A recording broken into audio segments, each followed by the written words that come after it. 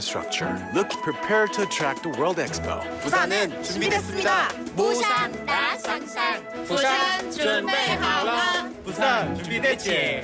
Busan is ready. This campaign is brought to you by befm 부산영어방송. befm invites you to the 2023 My Life, My English Speech Festival. 2023 부산영어방송 세계시민 네트워킹 파티에 여러분을 초대합니다. The festival features inspiring stories by the winners of the 2023 My Life, My English, followed by the networking party, where we get to meet all of you. 1부에는 2023 My Life, My English 참가자와의 시간이, 2부에는 다양한 이벤트와 미션이 가득한 네트워킹 파티가 이어집니다. Besides that, let's gather our support for the final push for the 2030 World Expo in Busan. 깊어가는 가을, 부산 바다가 아름답게 펼쳐지는 동백섬. 세계의 정상들이 모여서 회의했던 바로 그곳. 두리마루 에이펙 하우스에서 세계 시민 여러분을 기다립니다. 자세한 사항은 부산 영어방송 홈페이지를 참고해주세요. See you on October the 21st.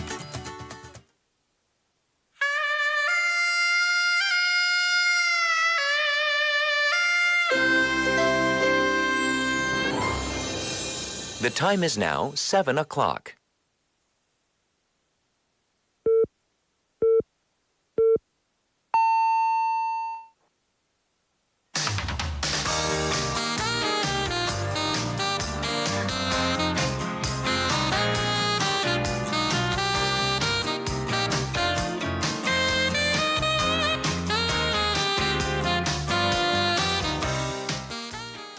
We're back. Well, we were actually back yesterday, but we're back to reality after this long Chuseok plus National Foundation Day break.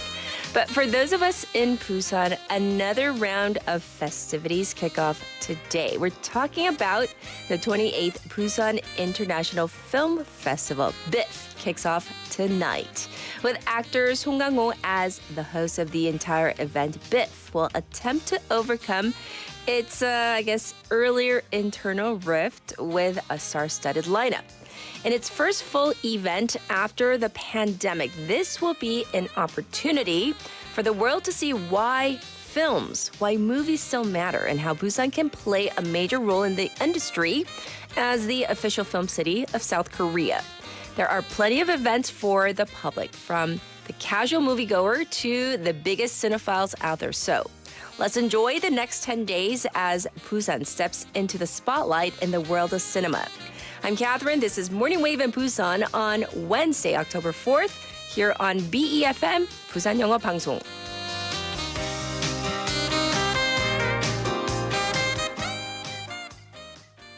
Good morning, everybody. I hope you're all doing well. Welcome back. And I have to say, I hope you enjoyed your long weekend. And I know a lot of you tuned in yesterday as well. And if you didn't, it's okay. You're back. We're all back to normal today. And do you see, if you're checking us out on YouTube, we're busted out the sweater finally. Fall is here, and it's certainly the season of festivals. And October kicks off with the biggest one for Busan City, the 28th Busan International Film Festival, BIF. So throughout this 10-day extravaganza, we have legendary actor Song Kang-ho. He himself is actually a Busan native, and he will step in as a host of the event in place of this absent executive chair. And this event this year will feature 269 films across 69 countries. Features throughout 25 screens in Haeundae and Nampo. This will be a star-studded event featuring directors, filmmakers, and actors from across the globe. But at the top of the list is Chow Yun-fat. That's how he's known in English, or Chu Yun-bal, a living legend from Hong Kong, and he is set to receive the Asian Filmmaker of the Year award, as well as a special program dedicated to his astonishing career. Asia's biggest film festival launches tonight with an opening ceremony. It's going to be hosted by actress Park Eun-bin. And you might be thinking, well, isn't there usually, there's usually two hosts, right? Her co-host Lee Jae-hoon, he had been scheduled to, also host. However, he had to pull out at the last minute due to a very serious health issue. So Park, she will be the first solo host for the opening ceremony in the 28 years of BIF history. You can catch the opening ceremony live on BIF's official streaming channel, Busan Film Fest, and also on Naver TV. So you can check that out later on tonight. So this is our topic for today.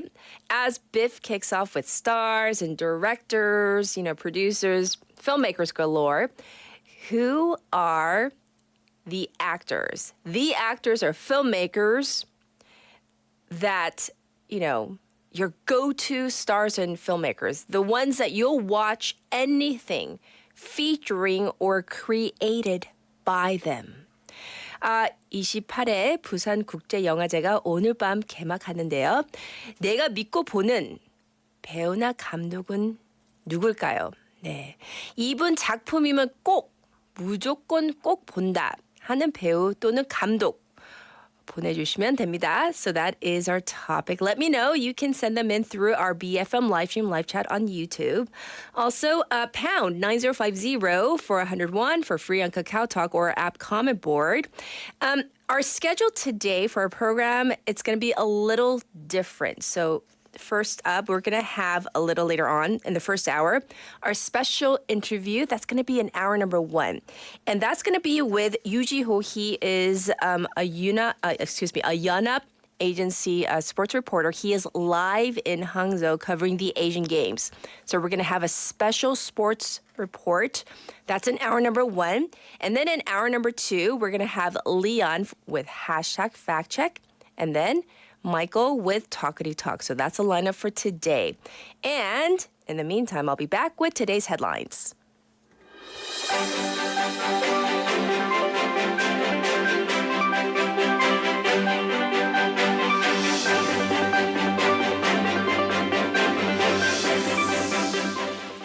It is now 7:05 and these are today's headlines. Pilot dead after civilian helicopter crashes in Retu Reservoir in Pocheon. The 67-year-old pilot of a civilian helicopter who was the sole occupant was killed after the chopper crashed into a reservoir in Pocheon yesterday, rescue officials said. South Korea's Coast Guard apprehends 22 Chinese after illegal entry attempt. The Coast Guard apprehended 22 Chinese nationals yesterday suspected of attempting to illegally enter Podong by boat, according to officials. Government to spend nearly 57 billion won next year in helping multicultural families. The government has earmarked 56.8 billion won of next year's budget towards supporting children and youth of multicultural families, more than double compared to this year.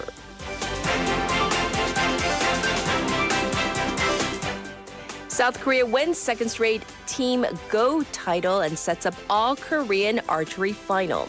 13 years in the making, South Korea captured its second straight gold medal in the men's Team Go event, and South Korea defeated China 30-23 in the women's handball semifinals in the Asian Games yesterday. 14-year-old boy arrested after deadly Thai shopping mall shooting. Police in Thailand arrested a 14-year-old boy after a shooting at a luxury shopping mall in the capital Bangkok on Tuesday local time, which left at least 2 people dead and 5 others injured, causing terrified shoppers to flee the scene.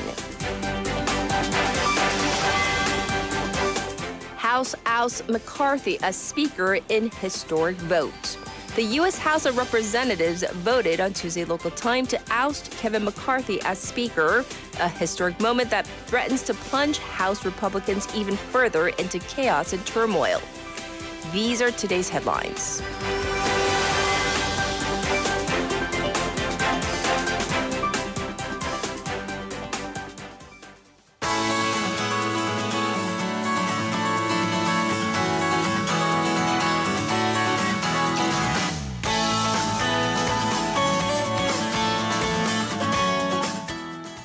now time for our writer and BFM newscaster Annie. She's in the studio for Busan Updates. Good morning. Good morning. Yes. So today we're talking about BIF. We're celebrating the opening ceremony. So do you have any actors or filmmakers where you're like, you know what, that name, I'm going to go see anything that person makes or, is starring in? Well, I was just thinking about this while I was waiting.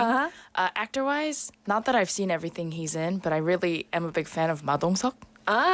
Because anything he's in is fun. Mr. Ma. It's enjoyable. Yes. Filmmaker-wise, I'm going to go abroad, and I really like Wes Anderson's movies. They're just so unique. I mean, yes, that's and true. they look better when you're watching them in theater, more so than when you're watching it on your small computer screen or your TV. True. Right. Good choices. Thanks for sharing.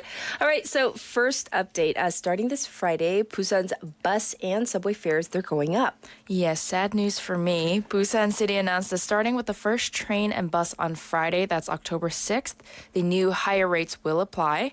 So if you pay with card, the bus fare will be 1,551 for city buses from the current 1,201. Village bus fares will also go up by a maximum of 351, but it may vary from district to district as local governments do have authority on that. And for subways, Zone 1 pricing will go from 1,301 up to 1,451. And for Zone 2, that's from 1,500 to 1,651. For both the subway and the bus, there is an extra 101 charge if you do pay with cash. But for a little bit of good news, if there is any, fares for teens are staying the same, and children under 12 can ride for free if they use their transportation cards. All right. So once again, this Friday, October 6th, for most people, prices are going up. Let's be aware of that. Next up, Busan City is looking to register Pier 1 at Busan Port as a city heritage. It's in the process to get the ultimate UNESCO World Heritage mark. However, there's this hiccup in the process from Junggu District, right? Right. So according to Junggu District Office, it has submitted its opinion to the city regarding registering Pier 1 as a Busan City heritage. And this is a required step for the cultural heritage evaluation process. So the district office said that it will replace its response with the district's council's resolution from this April, which views the matter in a negative light. And the district council is of the opinion to start the discussion from ground zero and take the residents' opinions into consideration. Yes. Is there a reason, or do we know why they're objecting to this? Well, if the area is designated a cultural heritage site, then it becomes a historical preservation site, meaning you can't do any sort of development projects within the area. The district has faced similar problems in the past when the Busan Modern and Contemporary History Museum was designated as a historical site back in 2001. I see. Busan City is of the opinion that it will follow the Cultural Heritage Assessment Committee's opinion. The committee convenes every fourth Thursday of the month, and the discussion may take place as early as next month. An official from Busan City said that they see the need to register as a World Heritage Site, which will ultimately bring more tourists to the area and then help with the local economy. Well, I can see kind of both sides. We'll see what happens on this front. All right, next. This is a positive story about a very contentious issue in some communities. So we're talking about feeding stations for stray cats. And I know this is kind of a hot issue, right? That's right. So there are some apartment complexes that see conflict amongst residents on whether they should feed the stray cats that live in their area. But one apartment complex over in Saha District has come up with an exemplary case on how to handle the matter. So this community also faced some friction on the matter, but they decided to hold a public forum to discuss whether to install official feeding stations. There was some back and forth at the forum, but ultimately the residents decided to install 3 feeding stations. And this is actually quite rare for the residents to kind of gather consensus and install these feeding stations in this official capacity. Yes. Actually, Busan City and its local governments, they do have programs to help with this. Right. Busan City installs feeding stations, and Saha District Office actually had some of the stations to spare. The residents in favor of installing these stations will be in charge of feeding and also keeping the stations hands clean. And they'll also participate in the program to spay the cats to keep their population in check. Experts and officials say that having these official feeding stations actually helps to keep the stray cat population in check, and that they also help with any sort of sanitation issues. Right. So that's definitely good. All right. Lastly, golf star Park Se-ri. She's coming to Busan this weekend for the 2023 마음 세리박 World Match. Right, big name. Yes. The 세리박 Hope Foundation is hosting the 2023 마음 세리박 World Match. That's gathering legendary LPGA players, sports stars, artists, and also other celebrities for this charity golf event. And it's taking place at the Busan Stonegate Country Club. The list of attendees includes, of course, 세리박 herself, also Swedish pro golfer Annika Stornstem, Michelle Wee, Carrie Webb, and Korean pro golfers Choi Na-yeon, Kim Han-il, and Park Ji-eun. The participants will also throw their support behind Busan City's bid for the 2030 World Expo, of course, and proceeds from the tournament will be donated. So Mayor Park Hyung-jun said that the city expects this event to raise the profile for the 2030 Busan World Expo, and as, of course, Busan City for global fans. Those are like major names. Very big. Right. So I'm glad they're coming. Well, thank you so much for the updates, Annie. Now it's back to you, the listeners. We're talking about BIF. BIF is kicking off tonight. The opening ceremony, it's going to be so exciting for the next 10 days. We're talking today about who are your go-to actors or filmmakers. Like, if their names are on the credits, you'll go see this film. 자, 내가 믿고 보는 배우나 감독은 누굴까요? 이분 작품이면 꼭 무조건 봅니다 하는 배우 또는 감독, 네, 알려주시면 됩니다. And here's Annie with her traffic and weather.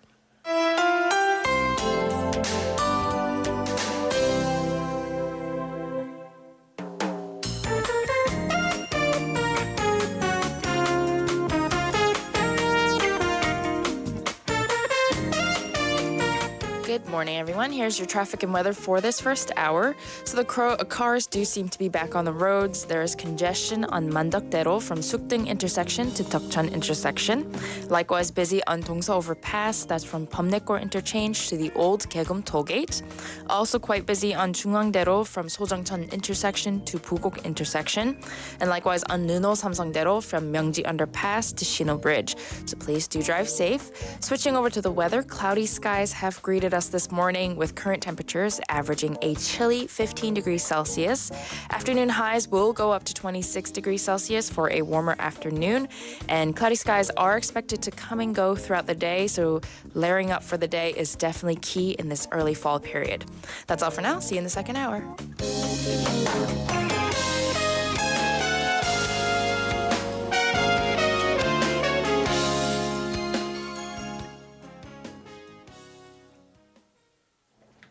And I'll be back with our special interview. We're going to go to Hangzhou in just a moment.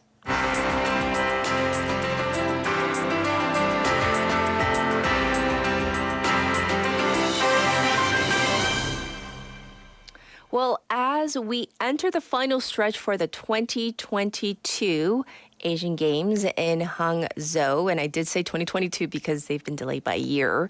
Well, we're taking a closer look at some of the key aspects, the moments of this sports extravaganza. So we are delighted to introduce our special guest, Yoo Ji-ho. He is a sports writer from Yonhap News Agency, and he's literally at the heart of all the action. He is in Hangzhou right now. So let's say hi to him. Hi, Ji-ho. Hi, good morning. Yes. Thank you so much. I know. What time is it? Let's remind our listeners, what time is it where you are right now? Yeah, we're 1 hour behind Korea, so 6:17 a.m. Oh my gosh. Wednesday. So thank you so much for coming on air with us so early. Sure. I know you're super busy. So we're kind of going towards the end. We're, racing towards the end of the Asian Games. The closing ceremony is coming up in a few days. If you could kind of describe the atmosphere at the Asian Games right now, how would you describe it? Yeah, so we're in the home stretch right now. We're going to see a whole bunch of, medal rounds, medal events for a lot of the team sports in the next few days. And so far, I think it's been a great competition. Obviously, China being the host country, they have been the best team in Asian, best country in Asian Games for many years now, and they're running away. Once again, not a surprise.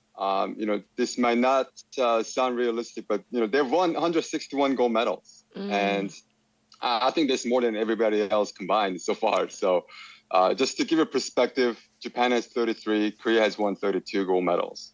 So they've won 65. And China has won 161. So there's a lot of excitement, I think, obviously among the locals. But it's been great to see a lot of the Korean fans, or I guess either traveling within China, or I've seen some fans who have traveled from Korea to Hangzhou to cheer on the national teams. I've seen a whole bunch of them at baseball games, at football games, some other events, waving the national flags, and I guess Hangzhou being relatively close to Korea, the travel probably a little easier for the fans back home. So it's been great to see. And, the country of China, they're hosting the Asian Games for the third time, and the first time since 2010 in Guangzhou. And, you mentioned the 1 year delay because of the COVID-19 pandemic. And, you could see that, they've been waiting for this for a long time. Yes.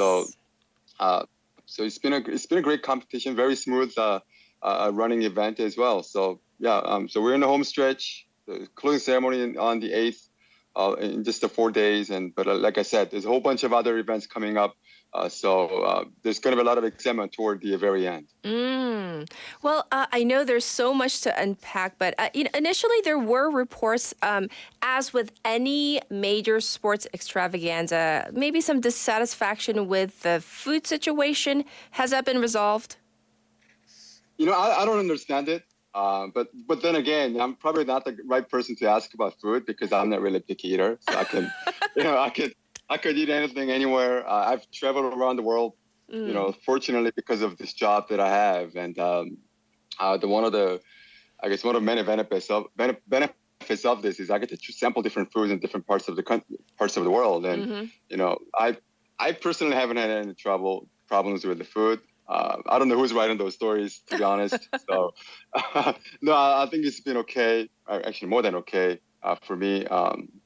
Food has been great. As far as weather, it's funny because it was kind of humid and a little bit hot, even during the last week of September. And as soon as the calendar flipped to October, it's been a little cooler. So I've gone from just wearing short sleeves, polo shirts to maybe needing a windbreaker in the evening hours. Okay. And we had a lot of rain in the early days, and then had a stretch of just bright sunny days, and then it rained a little bit yesterday.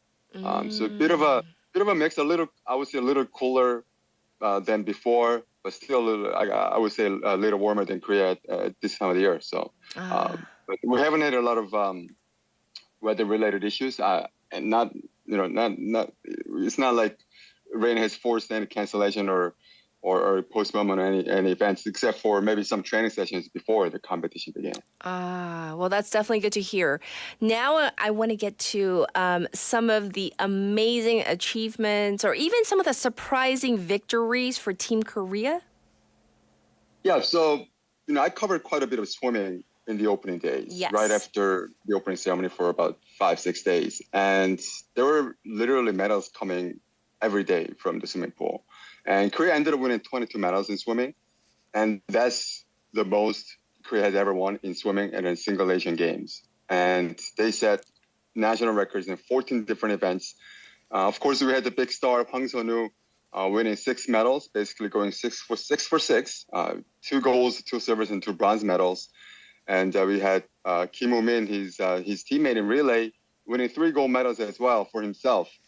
And we've seen some less heralded swimmers basically setting the national record in the heats in the morning and then coming back out later in the day, less than 12 hours later, and breaking those records themselves. So very encouraging performances from swimmers from Korea in the opening days of the competition.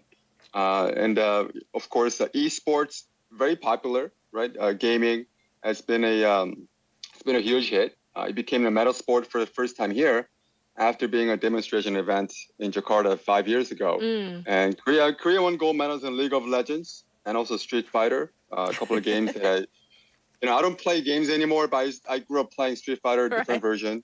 They're big, Street Fighter version 5, I think, was being contested here. So I don't know what's going on with that game, but it was a major hit.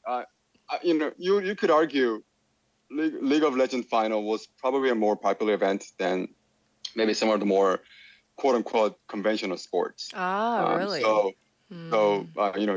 the name Faker, Lee Sang-hyuk, Of course. He's considered the greatest of all time in League of Legends. Even though he didn't play in the final, the fact that he was on the team, the fact that he was in Hangzhou for the Asian Games, it drew a lot of attention. And so that was a big hit. I think esports really has a bright future in the Asian Games just because of the popularity of gaming in this part of the world. And hopefully, I guess eventually it's going to be part of the Olympic Games, I think, going forward, because not just in the Asian Games, but also in the Olympics. The long-term goal is to get younger generation of people interested in sports. Yes. And there's only so much you can do with, I guess, again, more conventional sports. So there's nothing like gaming to get younger people to get interested in these athletic competitions. So that's why we're seeing things like esports, breaking dancing, which actually hasn't begun in the Asian Games. It will begin in 2 days. We're going to see roller sports. We're going to see windsurfing and things of that nature. So, esports has been a huge hit, and Korea has won a couple of gold medals at that event as well. Speaking of roller sports, can't avoid this story. Was it called inline skating, called rollerblading, in Western countries, but that the controversial, the team event where Team Korea got a silver medal, which is commendable. There's nothing wrong with a silver medal, in this world where only first place counts. Nothing wrong with that. That's absolutely great. However, where the final, skater kind of might have, celebrated a little too early. How is that being taken right now? Yeah, so I was there. You were there? This is an early race, and I could tell you literally, I was one of 4 Korean reporters on the scene. Yes. In that particular race, and from my vantage point, which is a little behind the finish line, yes, it looked as though he had finished first. From my vantage point, yes, right? Yes. And I could see why, from his vantage point, coming down the final straight, I could see how Jung Chul-won, that's the name of the skater, would have felt he had finished first. But like you said, he was celebrating a little too early. He raised his arms, kind of screaming for joy. Maybe slow down a little too early. And then the final skater for Chinese Taipei kind of came just sprinting down the finish line, stuck his left leg out, and beat him by 0.01 second for the gold medal. So, you know what?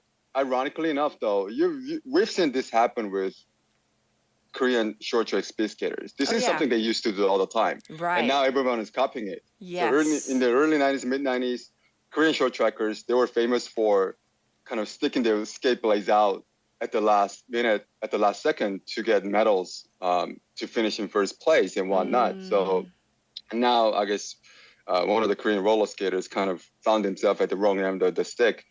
So I guess lesson learned the hard way, right? You gotta finish your race. It's not over till it's over, I guess. So absolutely, was a lesson learned the hard way. And those medalists, obviously, like you said, winning a silver medal, there's nothing wrong with it. But of course, there's a different way to get to the silver medal place, right? There's like moments earlier before the men's race, the women's team won the silver medal. So they're all smiles. They're pretty happy with their efforts. But the men's team winning the silver medal during the medal ceremony, they didn't look happy at all. Right. I mean, it was just like, the feeling, the national feeling, it was just like everybody was just, it was like a gasp of just surprise and disappointment, and everybody felt so bad for the entire team. But you were actually there. So thanks for sharing what you felt and what you witnessed on the scene. Now I want to ask you, Jiho, what do you think are kind of like the kind of more exciting and interesting, maybe upcoming, disciplines, sport disciplines that maybe our listeners might not be too keen on, or maybe they just don't know about? Yeah, so even today, there's a whole bunch of stuff coming up. We've got Korean high jumper Woo Sang-hyuk Ooh. going for his first Asian Games gold medal. Yes. He's easily the best high jumper that we've had ever. So he's going for his first gold medal. His biggest rival happens to be from Asia. Mutaz Essa Barshim of Qatar is Yes. a two-time Asian Games gold medalist. So they've been going at it for the past couple of years in other international events, and now their stage has been set in Hangzhou for the final later tonight. And men's football team plays Uzbekistan in the semifinals. We've got the first archery finals, mixed team events and compound and recurve archery events today. And then going forward, we've got a baseball team in the super round trying to get to the gold medal game, hopefully to get a revenge against Chinese Taipei, which beat him just a couple of days ago. And of course, the men's team, if they do progress, the final will be later in the week. The women's handball team in the final already, up against Japan tomorrow, trying to win their 8th gold medal in 9 tries in the Asian Games. So like I said, a lot of the finals and semifinals, finals coming up in team sports. Field hockey, men's and women's team both in the semifinals for Korea. So yeah, so a lot to look forward to in the next 4 or 5 days. Yes, yes. Before the Asian Games even started, looking at some of the reports, some of the pundits were saying this time around, Korea might be aiming for maybe 3rd place in terms of, how they count the gold medal, the rankings and whatnot. Is that realistic? Do you think that's what we're still aiming for at this point in the games? Yeah, sure. Right now, Japan is in 2nd place. Korea is in 3rd. 1 gold medal apart, 33 to 32. Right. And for Japan, karate hasn't even started, and they're going to win maybe a whole bunch of medals there. But then again, archery really hasn't started either. So Korea is going to win maybe 8 or 9 gold medals in archery. So it's going to be neck and neck, I think, coming down the stretch for those 2 countries. Korea's goal was to win 50 gold medals. They might be a little difficult, I think, at this point. But I think anywhere between 45 and 50 will be, with Korea, I think Team Korea will be ecstatic with that total.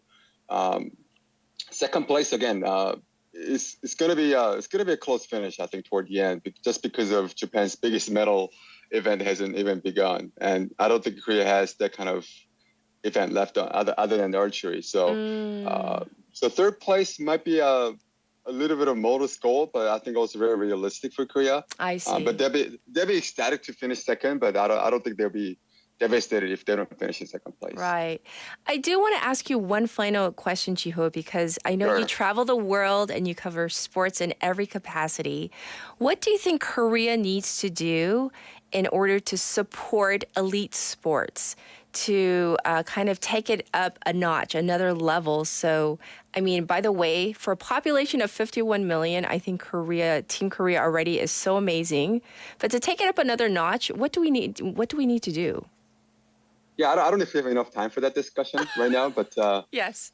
Like people in sports will talk about investments. Investment. Yeah, and I think it really, kind of comes down to the grassroots level of developing young athletes. And some people point to the school system and how a lot of schools don't really have phys ed, physical education, and they don't really allocate a lot of, I guess, enough time to get kids, interested in sports. Sure. I guess a lot of parents, I'm a parent myself, but I guess a lot of parents would rather their kids spend more time in the classroom rather than out in the playground, running around playing sports. So I think there's got to be some fundamental changes in different levels.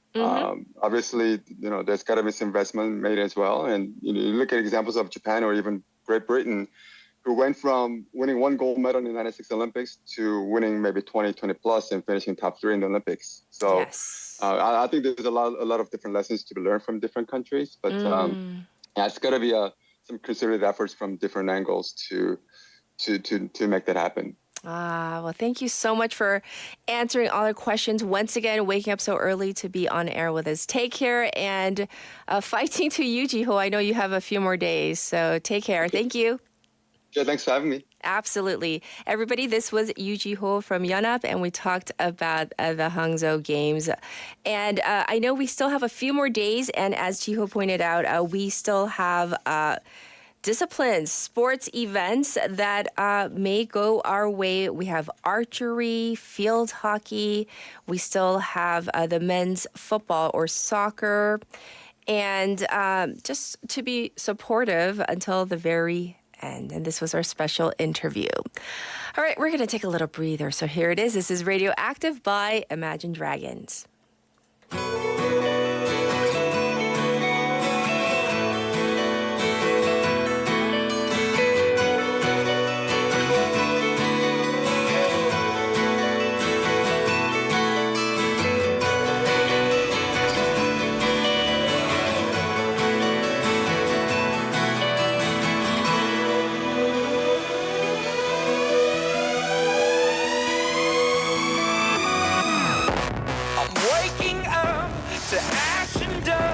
I wipe my brow and I sweat my rust. I'm breathing in the chemicals.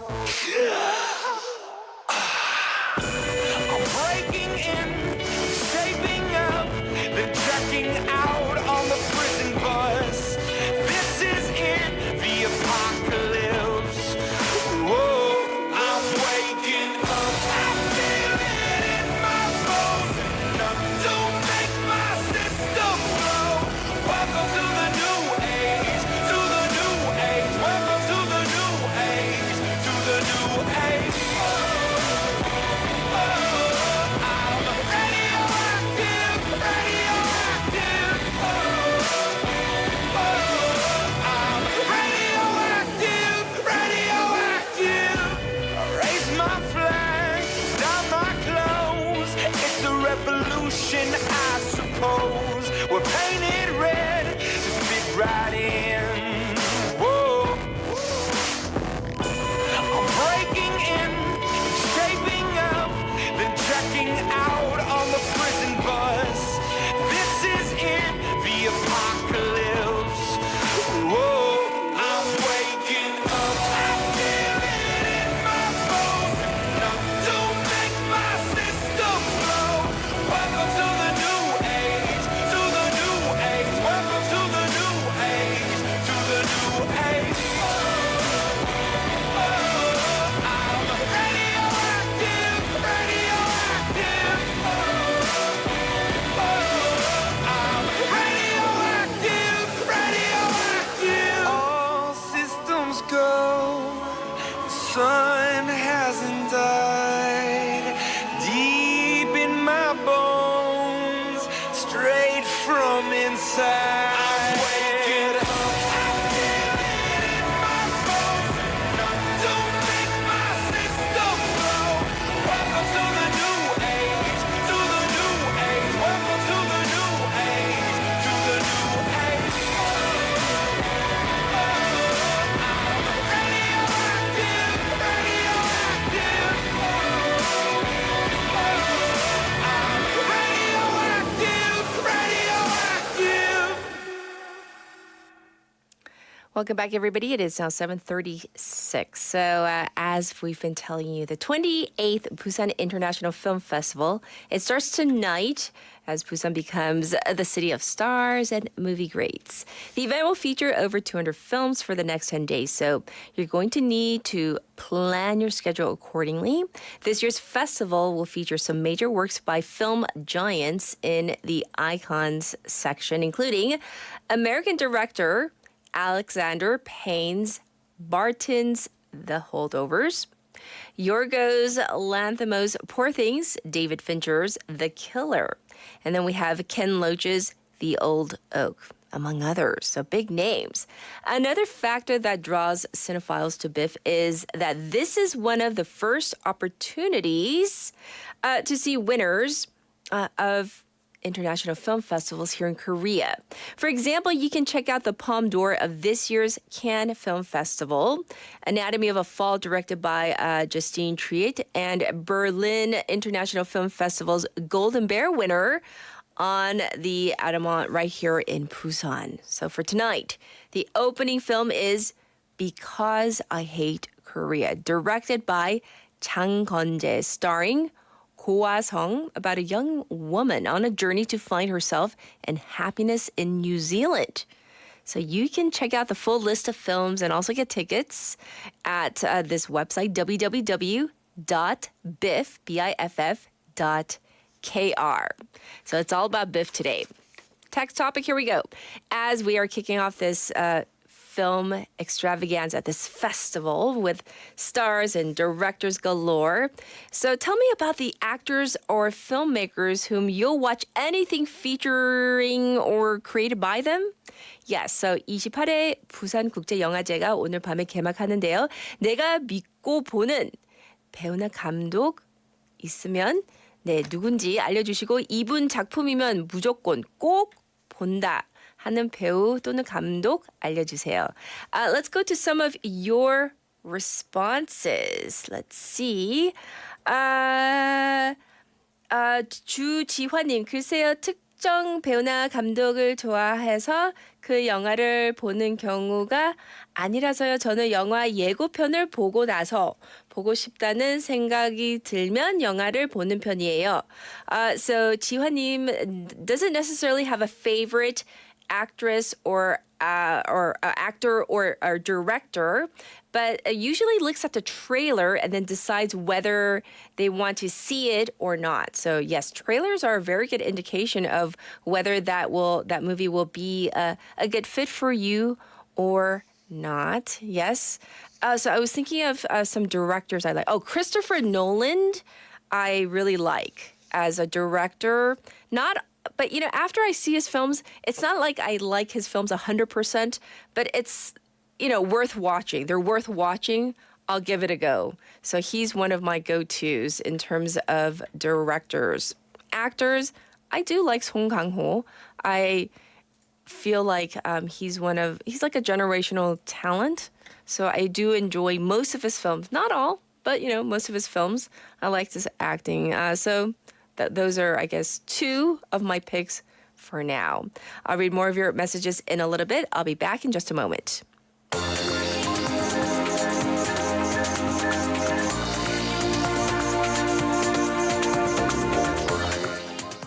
All right, for our hot clip today.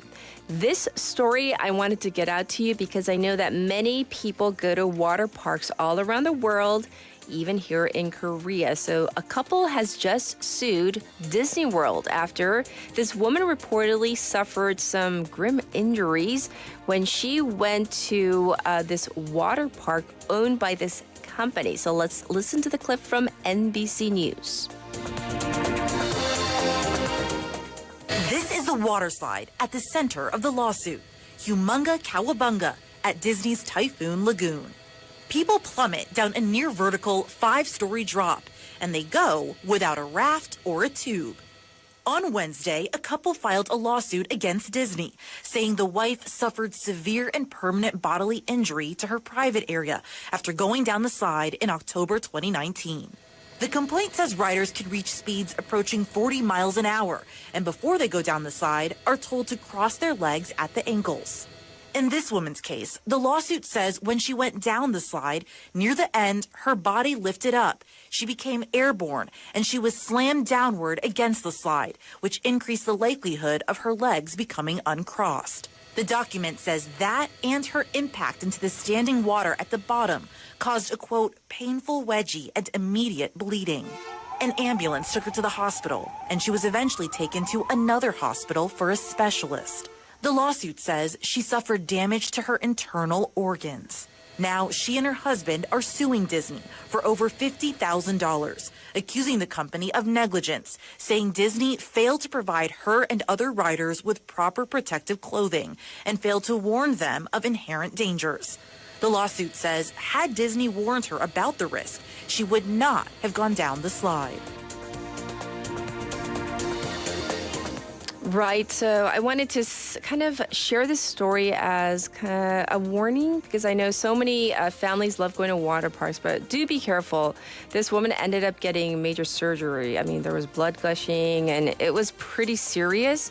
And who would have thought like going down a water slide, just would have caused that much damage, but apparently it did. So I don't know what's going to happen with this lawsuit, but it's more of a warning message today. So this was your hot clip for today.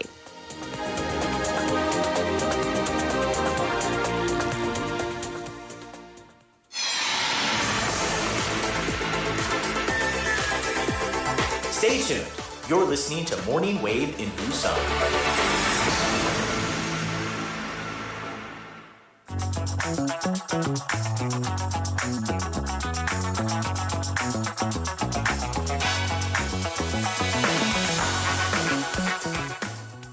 It's time for News Digest. We have Haley here. Good morning. Good morning. Kind of feel like a Monday, but it's not. It's Wednesday. Yeah. That's I'm kinda a nice. little thrown off though. Yes. Anyhow, favorite actor, filmmaker? Let's see. So in terms of filmmakers, directors, Denis Villeneuve, he's the director who made Arrival. I think the Korean title is Contact, and also Dune. So he's a guy behind Dune. So anything he I was like, you're going creates. fancy on us. No, anything he makes, I'll watch. I love his visuals. Actors, Kate Blanchett. She's my Meryl Streep. Oh, yeah. Also she's Meryl so good. Streep, but Kate Blanchett. Yeah, Is your Meryl Streep. right? And then Korean actors. Yeah. I will watch anything that has Lee Jung-jae in it, and I do love that he's our World Expo ambassador. So his face that's is true. everywhere, and I'm like, oh, well, you're my His voice is favorite everywhere. actor. Yeah, so yes. I love taking the subway. All right. Well, let's get into our first bit of news. First up, Japan is getting ready to release another round of wastewater from the Fukushima nuclear power plant. Right. So if everything goes according to plan, round 2 will begin tomorrow, actually. So Tokyo Electric and Power Company, TEPCO, it has begun the process to prepare for the second round of contaminated wastewater release, and that began yesterday. So according to Kyodo News, TEPCO is currently measuring the radioactive substance tritium in its sample tank. So what they have done is they've diluted the wastewater with ocean water and have put a sample of it into this giant water tank, and they're testing for tritium traces in that tank. So if tritium levels are below the standard, then they will start releasing the second round of the wastewater starting tomorrow. For this round, the plan is to release 7,800 ton of wastewater with large amounts of seawater diluted into the seas of Fukushima. And this is about the similar amount as the first time. So this time it'll take about 17 days estimated at the rate of 460 ton per day. And TEPCO stated that it did detect 4 types of radionuclides, the carbon-14, cesium-137, cobalt-60, and iodine-129, but that all of these substances at least came under the permitted levels. Well, at the same time, Tokyo Electric has begun taking damage reports from word of mouth. Right. So there are 2 types of damages that can be assessed. One is the more concrete, real. They're all real, but concrete measurable damages. These are the more intangible. So TEPCO is compensating for economic losses that have occurred from rumors or word of mouth that have no concrete evidence as of yet. So right now it's too early to see any concrete damages or harm to the marine ecosystem. However, in terms of the economy, there have been considerable setbacks to the seafood industry in Japan and, of course, by extension, Korea. But since we're talking about TEPCO, we're only focusing on Japan. So, for example, namely, China has issued an import ban on all Japanese seafood. And according to some reports, Russia's considering doing the same thing. So local reports estimate those damages to amount to about 10 billion yen or 90 billion won. Okay. Well, once again, that's the latest in terms of the wastewater release. Next up, let's talk about the Constitutional Court.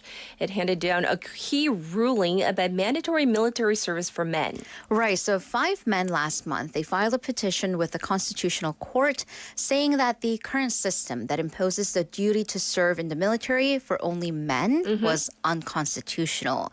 So these men, the plaintiffs, were either in duty, scheduled to serve, or have been sentenced to prison for failure to serve their duty.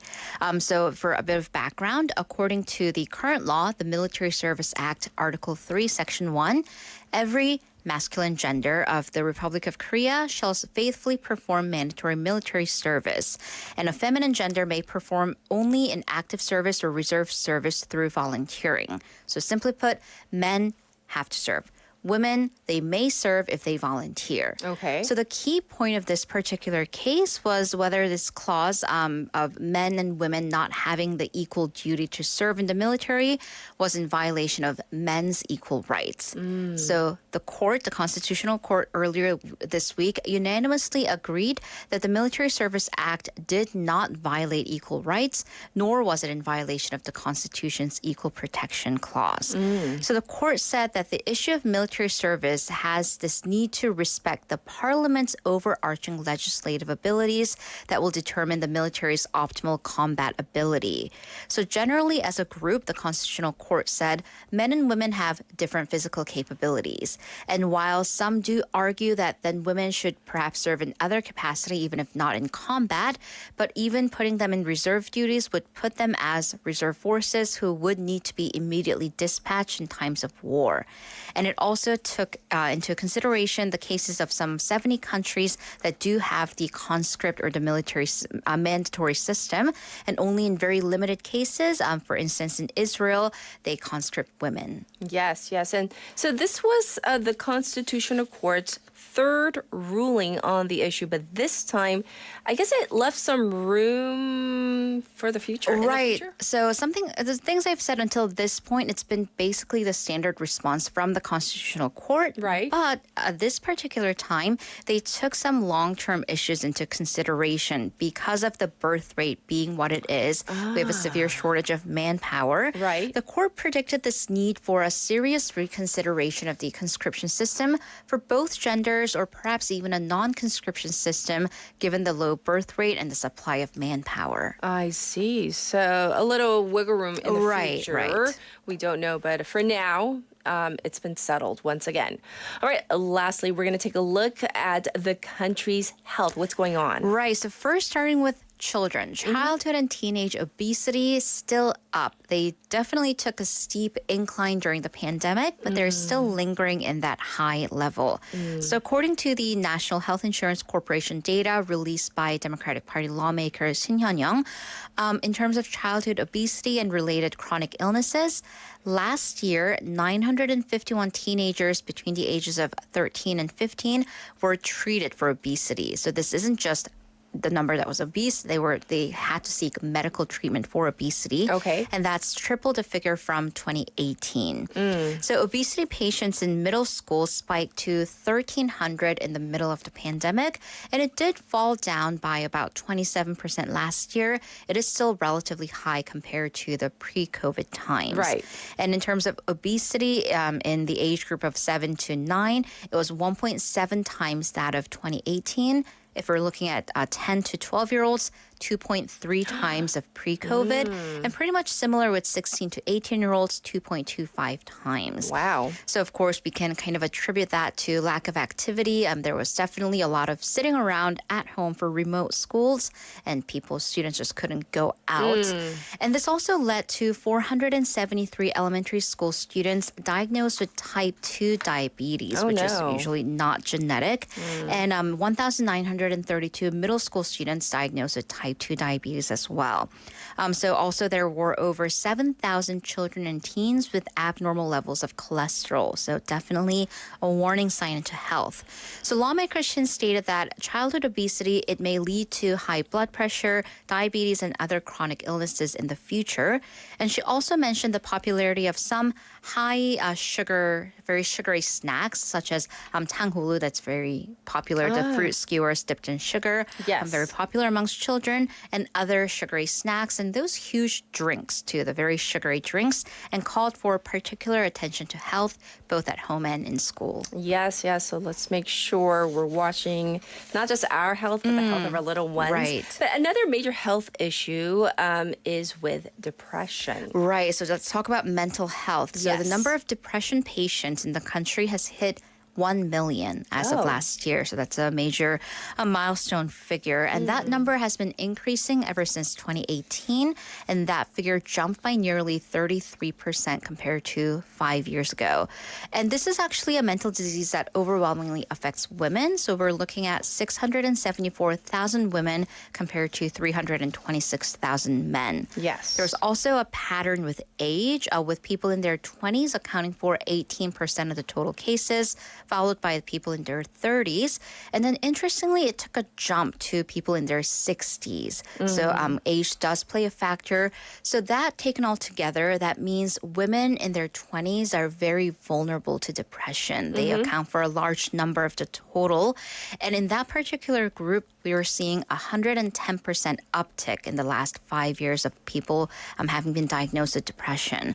So experts say that Korean society, unfortunately, has a lot of triggers for stress and anxiety. By the way, symptoms of depression include thoughts of suicide, trouble sleeping, lack of appetite, and fatigue. So it is important to distinguish being depressed, which is just a common feeling that everyone gets every once in a while. I feel a little blue versus clinical depression. So if these symptoms manifest for a while and anxiety affects your work and personal life, seek professional help. As for the rest of us, if somebody does come to you saying, I feel a little blue or I've been having trouble sleeping, anxiety, things not to say. Okay. Minimizing the problem of, everyone goes through this. Oh, this happens to everyone. Yeah. Also, vague optimism is something to avoid. It'll be fine. It's going to be okay. So don't do that. Don't do that. And lastly, just giving kind of easy solutions and advice or forcing somebody to take your advice. So being forceful is also a big no-no. Thanks for bringing this to our attention. And we'll check in with you in hour number 2. Thank you, Haley. See you in a bit. All right, everybody. This was News Digest.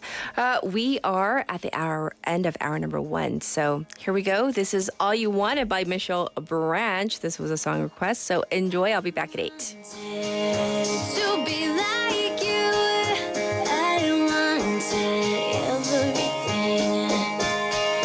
So I tried to be like you, and I got swept away. I didn't know that it was so cold and you needed someone to show you the way.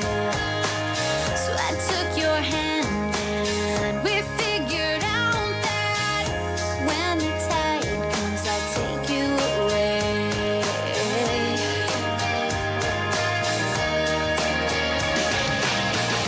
If you want to, I can save you.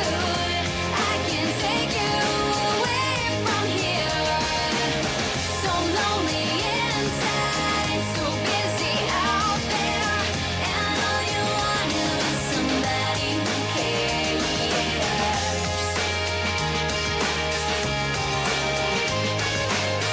I'm sinking slowly, so hurry, hold me.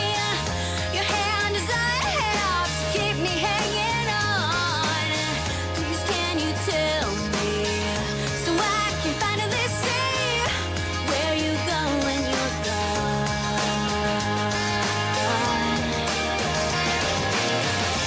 If you want to, I can save you.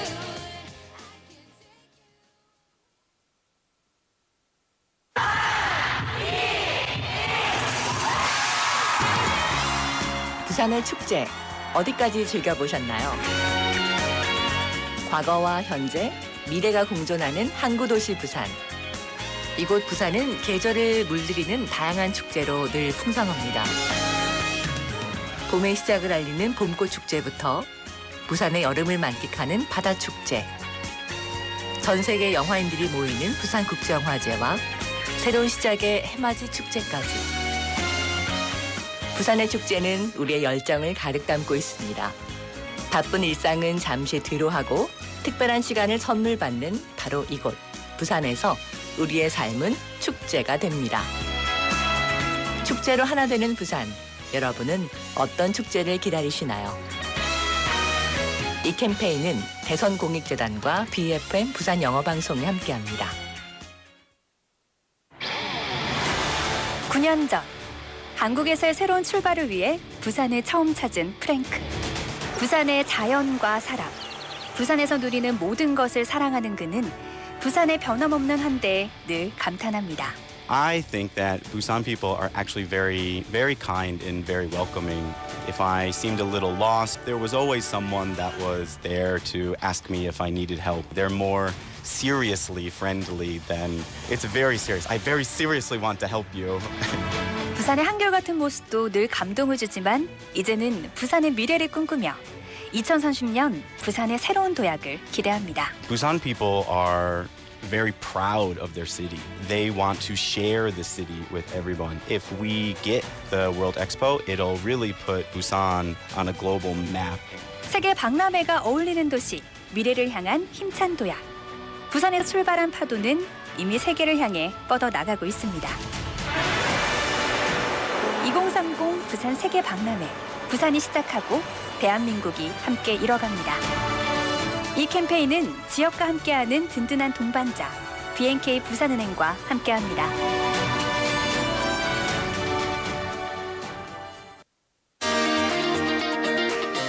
befm invites you to the 2023 My Life, My English Speech Festival. 2023 부산영어방송 세계시민 네트워킹 파티에 여러분을 초대합니다. The festival features inspiring stories by the winners of the 2023 My Life, My English, followed by the networking party, where we get to meet all of you. 1부에는 2023 My Life, My English 참가자와의 시간이, 2부에는 다양한 이벤트와 미션이 가득한 네트워킹 파티가 이어집니다. Besides that, let's gather our support for the final push for the 2030 World Expo in Busan. 깊어가는 가을, 부산 바다가 아름답게 펼쳐지는 동백섬. 세계의 정상들이 모여서 회의했던 바로 그곳. 누리마루 에이펙 하우스에서 세계 시민 여러분을 기다립니다. 자세한 사항은 부산 영어방송 홈페이지를 참고해주세요. See you on October the 21st. 친환경에 필요한 거? 내 몸. 한 정거장 거리 정도는 걷기. 엘리베이터 대신 계단. 플러그 뽑으면서 스쿼트까지. 몸 좀 움직였을 뿐인데 건강 아끼고 환경 아끼는 친환경 피지컬. 심으뜸과 함께 시작해볼까요? 공익광고 협의회.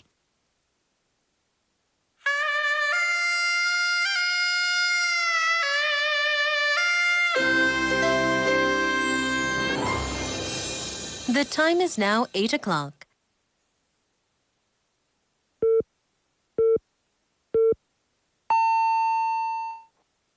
It's morning. And what a lovely morning. Dynamic Busan. Good morning. Good morning. Good morning. Good morning. Hello, Shelly. What show is this? Hello. Hello, baby. Hey, buddy. Hello, everybody. Live from Korea's dynamic city, this is Morning Wave in Busan.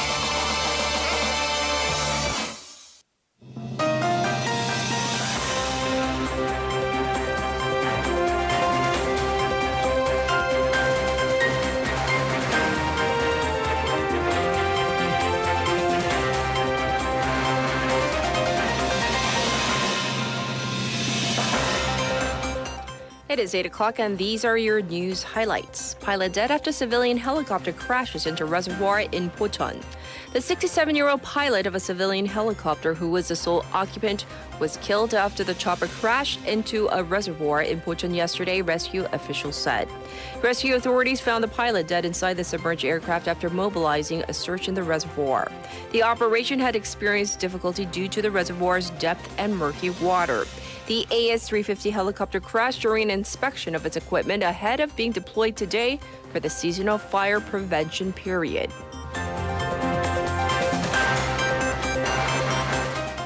South Korea's Coast Guard apprehends 22 Chinese after illegal entry attempt. The Coast Guard apprehended 22 Chinese nationals known to be around their 40s yesterday, suspected of attempting to illegally enter Poryong by boat at 1:53 a.m., officials said. While 21 of the Chinese nationals were caught near the port after swimming their way to the coast wearing life vests, one of them fled the scene.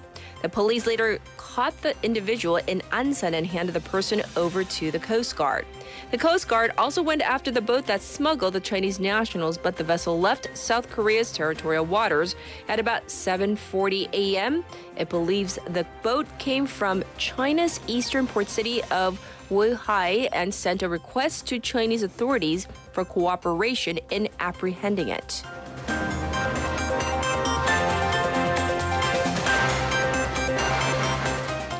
Government to spend nearly 57 billion won next year in helping multicultural families. The government has earmarked 56.8 billion won of next year's budget towards supporting children and youth of multicultural families, more than double compared to this year. The Gender Equality and Family Ministry said yesterday that the move is aimed at narrowing the education gap of children and teens from such families and to help them grow as global talents. The ministry added that it will expand the number of centers that help children of multicultural families in their studies before they enter elementary school and in basic learning and primary grades from 138 to 168 next year.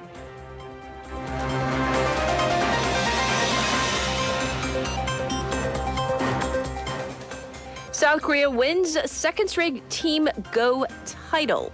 13 years in the making, South Korea captured its second straight gold medal in the men's Team Go event at the Asian Games, with the women's team winning the silver medal yesterday. South Korea also defeated China 30-23 in the women's handball semifinals, setting up a date with Japan in tomorrow's gold medal contest. With this gold, South Korea now has 32 gold, 42 silver, 65 bronze medals, one gold medal behind Japan for third place.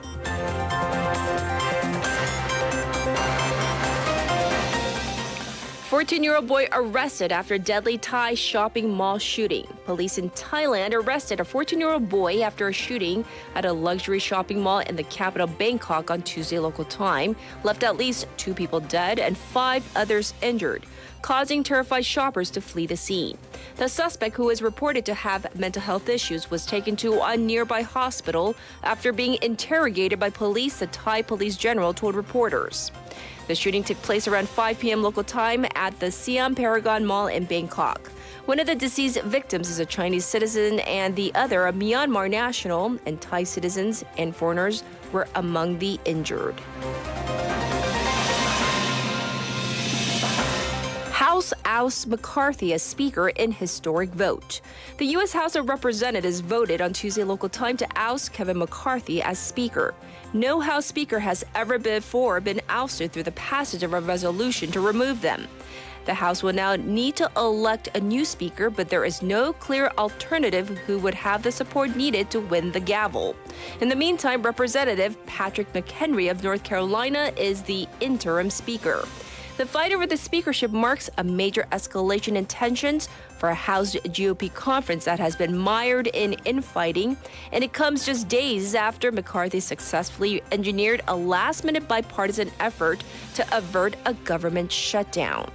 And these were your news highlights.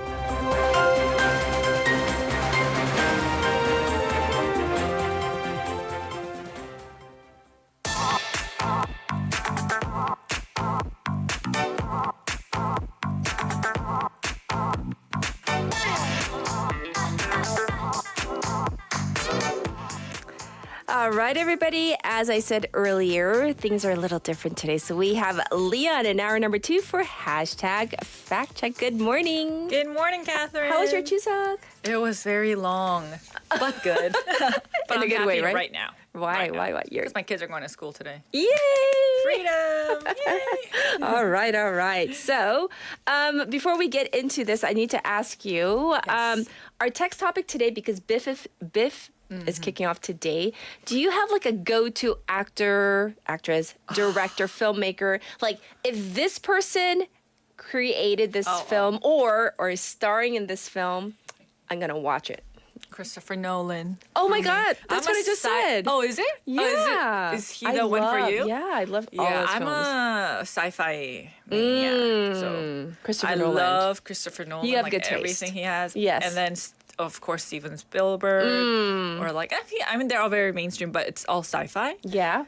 And I have one more. Oh, what was his name? Avatar. Oh, Cameron. Oh, Cameron. Yes. Those Not three are my Cameron, favorite. like James Cameron.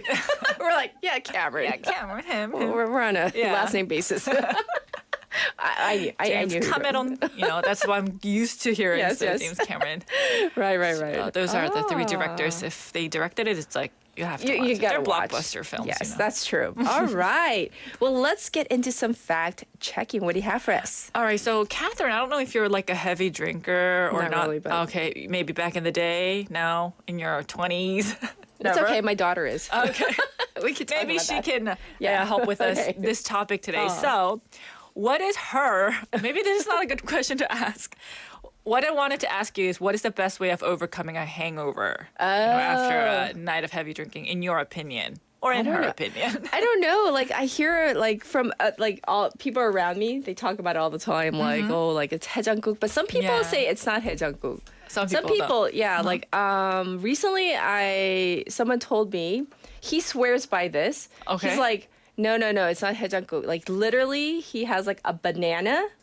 I don't know why. He swears by a maybe banana. this like protects your the soaring stomach, maybe. Yeah. But he swears by the banana in the morning. He eats like 2 bananas a day after. Don't know why, but you know. That's his way of That's his overcoming way. why. So I don't know. So what are we checking? Right. So today I want to fact check various myths or facts about, the best ways to recover from a hangover. Ooh, so listeners, listen up, because I know some of you, imbibe here and there. So here we go. Or maybe they did heavy drinking during Chuseok holidays. 'cause Yes. That's what we do when we meet with our old friends. Yes. So, before we get into the fact checking of, what's the best way to get over a hangover, I wanted to talk first about what is a hangover for maybe some of our listeners are not heavy drinkers. Yes. So, the day after drinking, many people complain of getting this hangover. It refers to unpleasant symptoms that appear physically and mentally after heavy drinking. That include fatigue, muscle pain, extreme thirst, and headache. These symptoms in general can start to about 6 to 8 hours after drinking, and they can last over 24 hours. And they are reported to be felt by about 40% of people who drink. But can you imagine if you're a person that never has a hangover? Oh my gosh. That's a curse, don't you think? Really? Just poisoning, intoxicating yourself constantly thinking I'm like a super... Is that a Super- curse? Or is that like is a good thing? And at that time, I think it's a good thing, but in the long run, maybe it not. could be a curse, yes. All right, so one of the main causes of the hangover is the substance called acetaldehyde. Okay. It gets created in the process of breaking down alcohol in our body. So as we all know, 88 to 90% of alcohol is broken down in our liver, and that's where a substance called acetaldehyde is produced when the liver works to break down the alcohol. Sure. Now, the liver works furthermore to break down the acetaldehyde as well, but sometimes this can remain in the body. Okay. That's when this spreads all over the body, stimulating the cerebrum and cerebellum of the brain, causing a hangover. No, we have to keep in mind acetaldehyde is a first-class cancer-causing agent. Designated by the International Agency for Cancer Research. And it's a substance that damages most cells and DNA, including the brain. That's So it's scary. toxic. Yes. it is So scary. this acetaldehyde, that's your SAT word for today, Yes. acetaldehyde, okay. Is this why people kind of get the cherry face? Like, Right. I definitely get flush face, and maybe, I'm thinking also maybe that's why people vomit, because your body just wants to can't handle, get take it out. Yes. Yeah. So the redness and the dizziness after drinking is caused by this substance as well, like you mentioned. And when the concentration of this acetaldehyde in the body increases, what happens is the brain recognizes it as a toxic substance and Yes. it causes you to vomit to get it out of the body. Sure. In addition, if the amount of alcohol consumed at once is more than the human body can break down, it will begin to damage various parts of the human body as well. Drinking is so bad for you. I was like, cancer-causing agent. Gee. Right. Well, I guess in terms of overcoming a hangover, maybe a good way, I don't know. I guess it's true when you hear like, oh, you should never drink on an empty stomach. So eat something, I guess, to help break down the acetaldehyde in the body. Yes. So which brings us to the first item on a fact check, which is the idea that hamburgers help with hangovers. Did you? This is a really common one back in the U.S.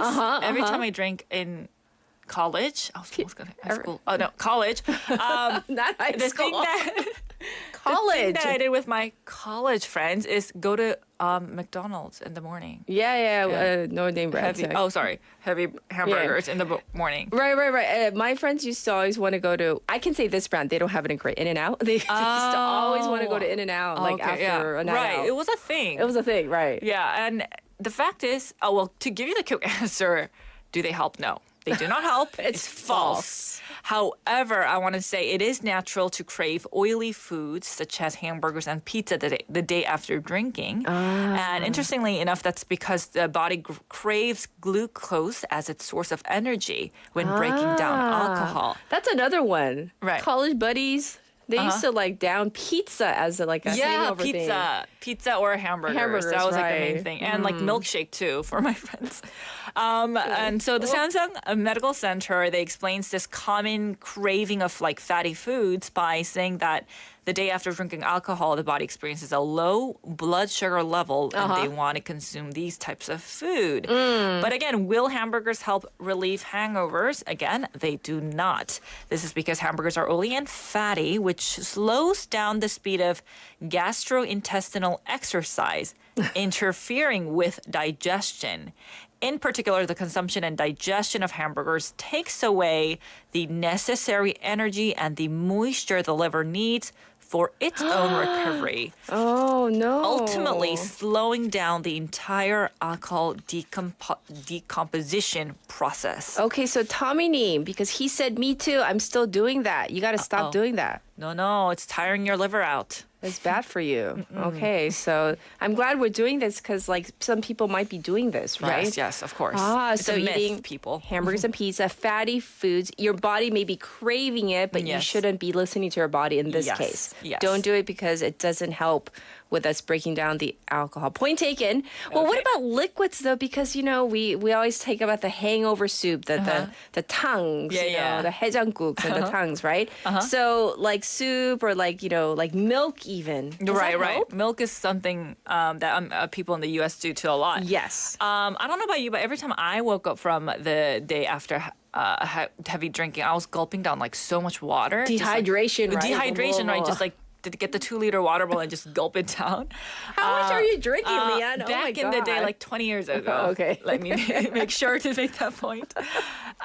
So you mentioned milk. So let's first talk about chocolate milk because that's a really famous saying that people need to drink chocolate milk to recover from a hangover. This is what my daughter told me. They literally, her sunbaes give her this particular chocolate milk. I don't know if it's true. They gave so she didn't know. That was her first time legally drinking. And then they gave her this thing that she's supposed to drink before to this other concoction to drink before drinking to protect her stomach or liver or whatever it is. And then after they would always give her the chocolate milk. Wow, those smart people. They're smart. They're true because chocolate milk actually helps with relieving hangovers, surprisingly it's true, enough. this one. This one is true. So chocolate milk contains a lot of sugar and water, which can relieve hangovers since the sugar level in your body is low after drinking alcohol. Supplementing the sugar can help relieve hangovers. And for this reason, drinks known as hangover cures contain a lot of sugar, actually. There's a reason. Okay, that's the reason. Also, this one's a new one that I found while I was preparing for this corner. Chocolate milk with a lot of cacao ingredients, the cacao percentage can better help with the relieving of hangovers. Because cacao, they contain what's called polyphenols, and this polyphenols helps to decompose acetaldehyde in the body. So if you have the luxury, you might want to check the cacao percentage of in your chocolate milk if you really I'm laughing because I'm like, are suffering from a very bad hangover. assuming that you can read the label. Right? Right. And if you look at milk alone, right, just drinking milk also helps because it contains proteins, fats, and vitamin A, Right. which help the liver break down the alcohol component as well. So milk is okay, but chocolate milk is better, basically. Chocolate milk is better, yes. So that is kind of true. Okay, now we know. So in summary, just to recap for our listeners, hamburgers and pizza, not really. Chocolate milk can reduce the effects of hangover because it replenishes the sugar. That's why. Right. Right. And then if you have chocolate milk with a higher level of the cacao, that's even better. You're Yes. saying, right? Yes. Okay, we got to talk about the 해장국. Yes. Does it help? Well, not surprisingly enough, it does help with Okay. us. The main ones being, right, the famous 해장국 in Korea is the 북엇국, the 소고기 콩나물국, the beef bean sprout soup, Yeah. and then just 콩나물국 in general. What about ramen? Ramen, no, let me tell you. So it's what's important about this 해장국 is that it's the vegetables that go into this 해장국 that help with decomposition of alcohol. Okay. And the main ones being the bean sprouts, 콩나물, and 미나리. Also, so that those two have what's called an aspartate, and this substance helps with the decomposition of alcohol according to the Seoul National University Hospital. Okay. So, and also there are scientific studies that have proven the effects of bean sprouts and how it helps with hangovers. So this is a really real fact, and so don't go to just eat 해장국, any 해장국, but with 콩나물 and maybe 미나리. So maybe what's that? 복지리. Famous Korean dish. What did she say? With the spikes in the fish. 복지리? 복국. Yes, sir. 복지리. Yes, 복지리. Yes. Because they have a lot of mi나리 in it. Yeah. Okay, 복지리, but you got my brain's not you functioning got to in be the morning. careful. Yes. yes. All right, one last thing that you want to add. Okay, this is one interesting fact. Maybe Yes. our listeners know. I didn't know. Pear juice helps with hangovers. Pear meaning like the 먹는 배 pear? juice. Yeah. Really? This is a scientifically proven one actually as well. okay, And one okay. more interesting fact before we go.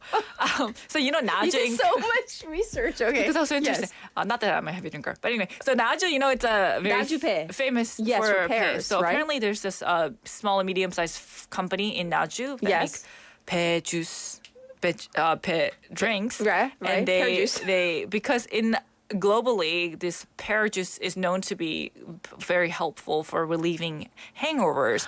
So this company successfully entered the U.S. market and are launching their brand in the U.S. This made headlines last month, so I thought that was an interesting little.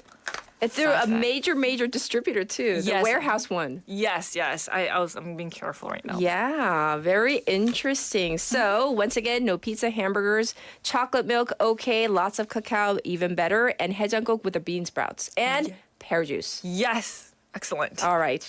Thank you. Very good and fact-checking. Thank you, Leon. Okay, bye-bye. All right. And here is Annie with her updated traffic and weather.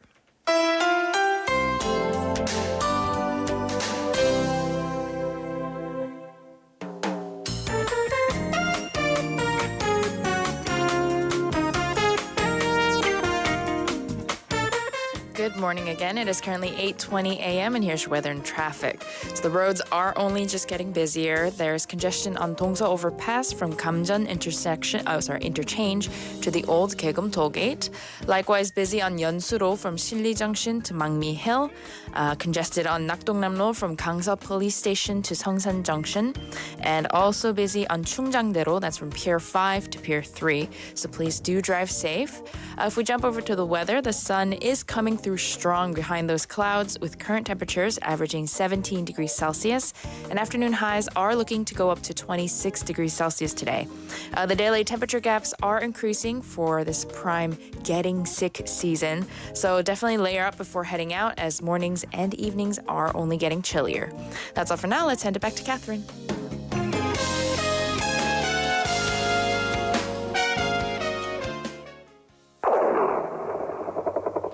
And here is Queen, I Was Born to Love You.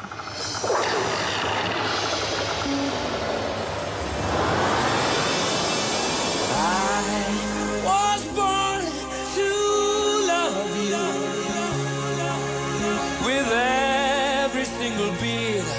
of my heart. Yes, I was born to take care of you every single day.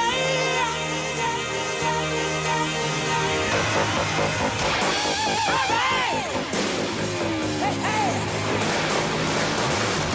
I was born to love you with every single beat of my heart.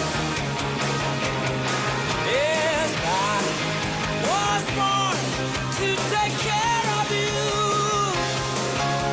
every single day of my life. You are the one for me, I am the man for you. You were made for me, for my ecstasy. If I was given every opportunity, I'd kill for your love. So take a chance with me, let me romance with you. I'm caught in a dream and my dreams come true. So hard to believe this is happening to me. An amazing feeling coming through. I was born to love you with every single beat of my heart. Yeah, I was born to take care of you, honey, every single day of my life. I wanna love you. I love every little thing about you. I wanna love you, love you, love you. Born to love you, born to love you. Yes, I was born to love you. Born to love you, born to love you every single day, day of my life.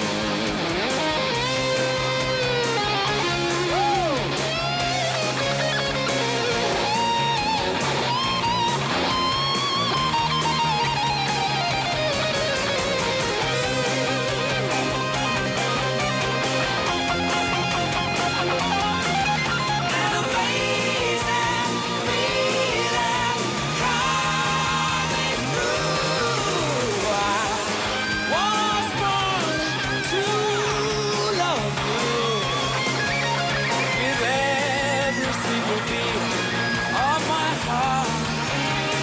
Yeah, I was born to take care of you every single day of my life. Yeah, I was born to love you every single day of my life.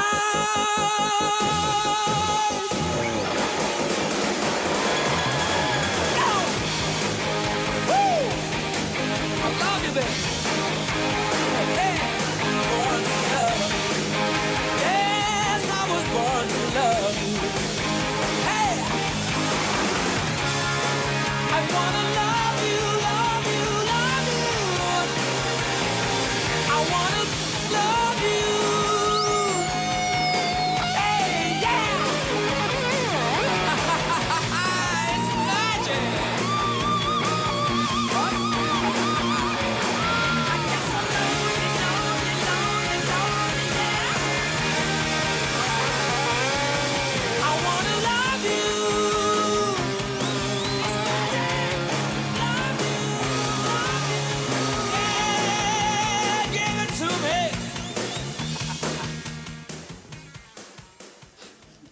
Welcome back, everybody. And let's get into our text topic one last time. We're talking about BIF. It's kicking off today. That means movie stars, directors, filmmakers, anybody in the industry, they're going to be here tonight throughout the entire week for 10 days. So, question. who are your like go-to actors or filmmakers? Like if they star in it, if they made this film, I'm gonna go see it no matter what. 자, 28회 부산 국제영화제가 오늘 밤 개막하는데요. 내가 믿고 보는 배우나 감독이 있으신가요? 그리고 이분 작품이면 꼭 무조건 no matter what 봅니다. 네, 알려주세요. Let's see what you have to say. You are more interested in the hangovers. The hangover cures, like Leslie. We did greasy hamburgers in college too. Now it's a cold shower, 2 aspirin, 2 glasses of water, and a baguette. Oh, does that work? What does it soak up the alcohol? I don't know. Oh, baguette. Well, there is like sugar in bread too, so maybe that's a thing.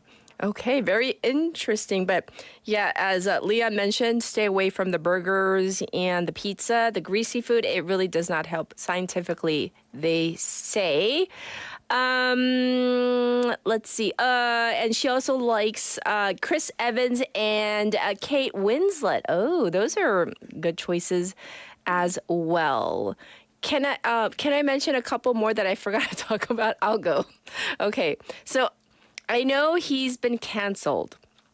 Before his huge scandal or scandals, I used to really love Kevin Spacey. And I'm not into like handsome, good-looking actors. I really like looking at acting ability. Why are you laughing, Haley? Kevin Spacey, before his scandals, was like my favorite actor. I mean, I fell in love with him. His acting with The Usual Suspects, Who is Kaiser Soze? That was like my favorite film of all time and now he's been canceled, so can't, like anything he does.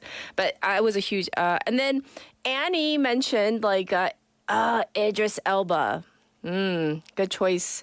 And Steven Yeun. Oh, yeah, those are some good choices as well. So anyhow, those are some of your messages. All right, I'll be back in just a moment.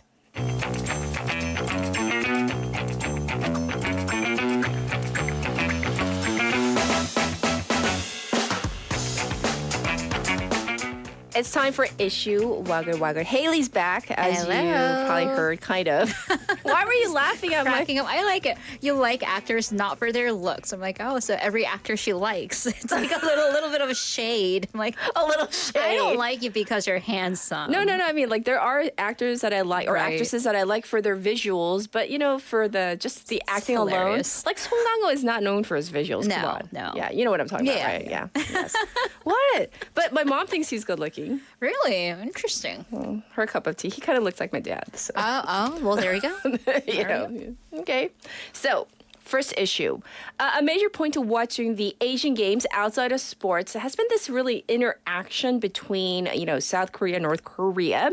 North Korean media has been making its hostilities against South Korea very apparent in their Asian Games coverage. Right. So previously we've talked about how North Korean athletes have kept their distance towards South Korean counterparts, but things really heated up during the Korea Central TV's coverage of the women's soccer game. So this is the KCTV is the North Korean state media. So in the quarterfinals for women's soccer, South Korea and North Korea went up against each other and North won 4-1. And we're going to throw up the visual on our YouTube streaming. If you see the TV footage of North Korean coverage where you display the score, you usually have the country's name, South Korea, North Korea. Right. Well, in their coverage, it says Joseon for North Korea versus 괴뢰, which literally means puppet government. Really? That is what it means. I had to look it up, but it is, yeah. Okay. So definitely, I mean, it's not veiled. It's just out there. Right. That message is out there. And the announcer also used the term to deliver the results verbally as well.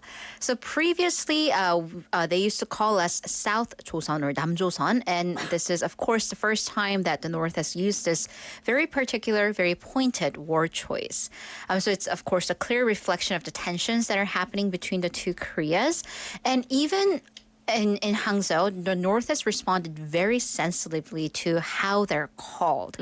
So when a South Korean journalist during a press event said North or the North side, Coach Lee Yoo-il of women's soccer said the correct name is DPRK, the Democratic People's Republic of Korea, or they can refer to them as the Joseon team. Otherwise, the teammates would not be answering any of their questions. Oh. And earlier, after a women's basketball game, an official from the North Korean delegation said that they're not from North Korea, but the Democratic People's Republic, and that all nations' names should be called correctly and precisely during the Asian Games.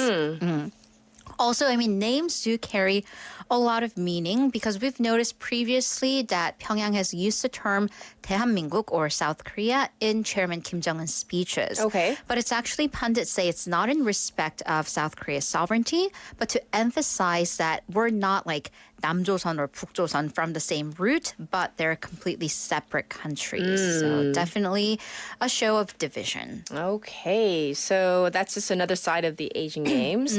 Next, some university professors continue spewing the rhetoric that victims of Japanese wartime sexual slavery were voluntary prostitutes. This again. So, of course, the most famous case was back in 2019 when then Yonsei University professor Ryu Seok-chun, he disparaged comfort women as prostitutes.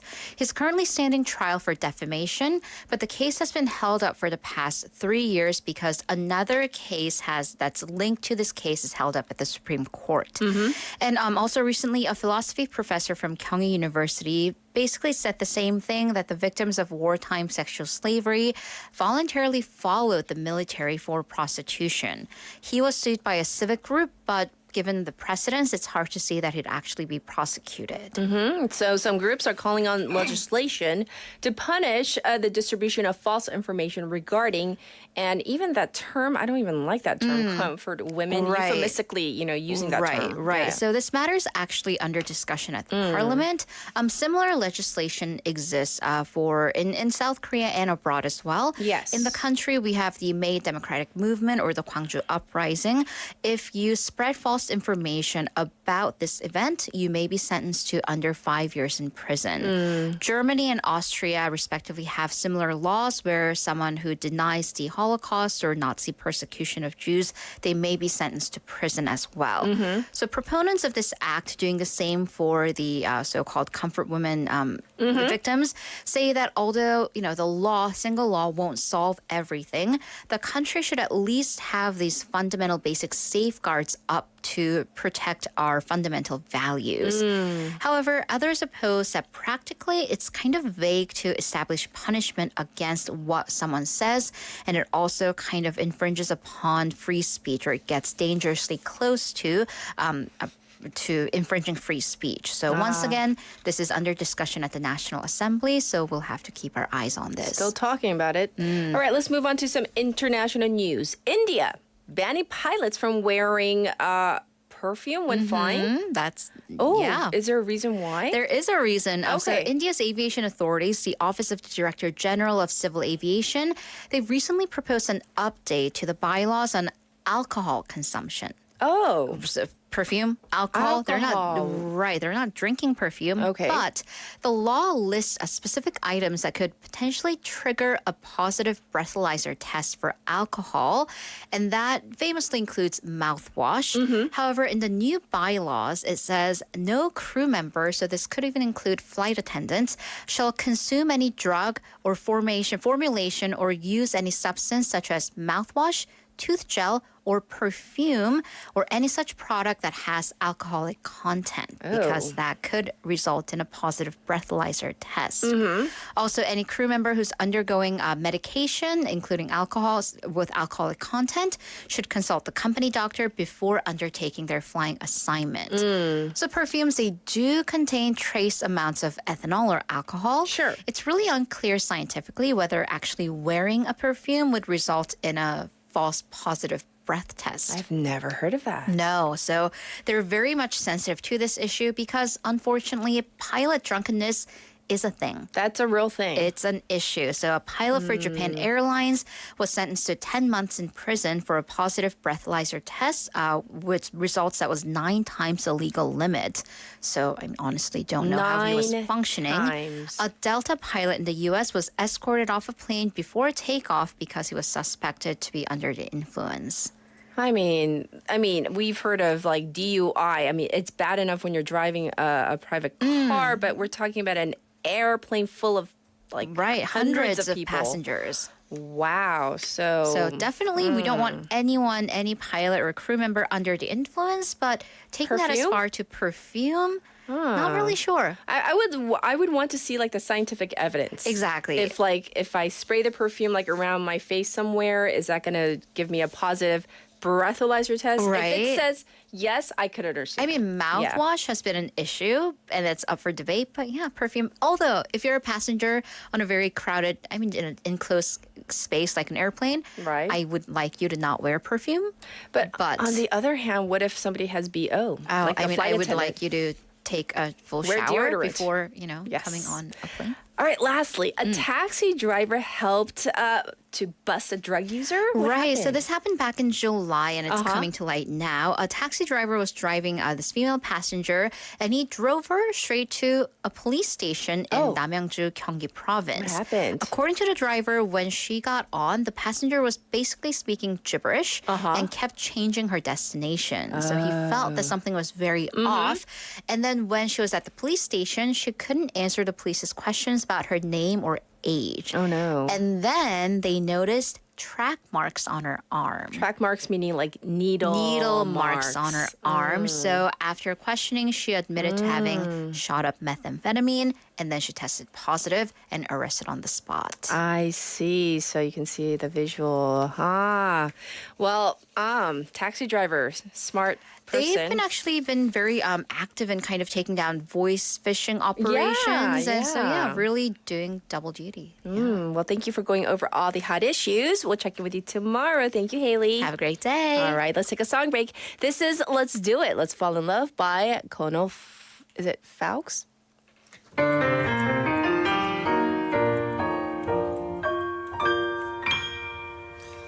When the little bluebird, who has never said a word, starts to sing spring, spring. When the little bluebell in the bottom of the dell starts to ring, ding, ding. When the little blue clerk in the middle of his work starts a tune to the moon up above. It is nature, that's all, simply telling us to fall in love.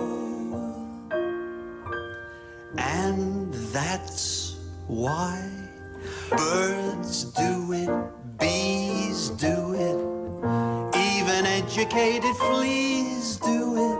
Let's do it, let's fall in love.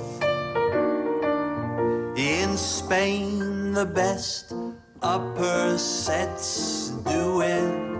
Lithuanians, and let's do it, let's do it, let's fall in love.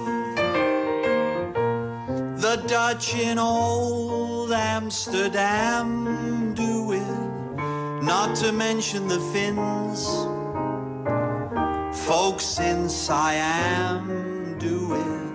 Think of Siamese twins, some Argentines without means do it. People say in Boston even beans do it. Let's do it, let's fall in love. Romantic sponges, they say, do it. Oysters down in Oyster Bay, do it. Let's do it, let's fall in love. Cold Cape Cod clams, against their wish, do it. Even lazy jellyfish, do it. Let's do it, let's fall in love. Electric eels, I might add, do it. Though it shocks them, I know. Why ask if shad do it? Waiter, bring me shad roe in shallow shoals. English souls do it. Goldfish in the privacy of bowls do it.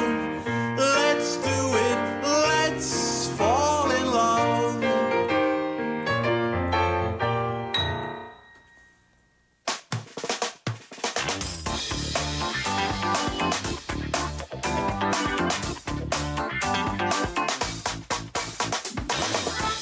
now listening to the world's most reliable morning show, Morning Wave in Busan with Catherine.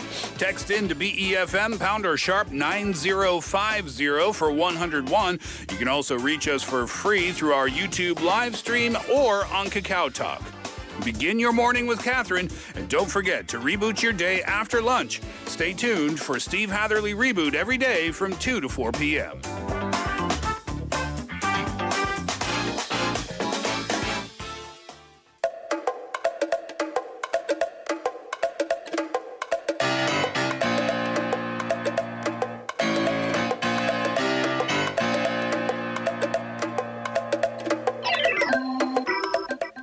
It's time for Talkity Talk. We have Michael in the house. Good morning. Good morning. How are you? Good. How was your fancy today? Yeah, I'm looking great, everybody. Are you going You on a can see job me. interview? Not that you need one. We're kidding. No, of course. no. You I'm look just. really nice. This is just for the fall. I'm getting reactions from everybody, Right. but it's just because it's colder outside. So I put, it's the full yangbok. Gotta So, text topic. go. Yeah. Your favorite or actor, filmmaker, Yeah, I would say for this one, Joaquin Phoenix is my guy for an actor. He's good. And anytime he's in it, I'm like, yeah, I'll buy the ticket. I don't have to see what it's about. I think for the director, probably Paul Thomas Anderson is probably my number one. And then Ari Aster these days is a guy. He's only had 3 movies so far, but he's like the new American master of horror. So he's been very interesting. And then Song Kang-ho is my, Korean I love. chose him too. Really? Yeah. Yeah, it used to be. I think these days he used to be every single movie would be great and interesting. And then he's kind of come back, and there was a little bit of a dark period in between where there was a couple where I could. Stinkers. Sorry to say, but yeah, I think he's back. He's back, baby. Okay.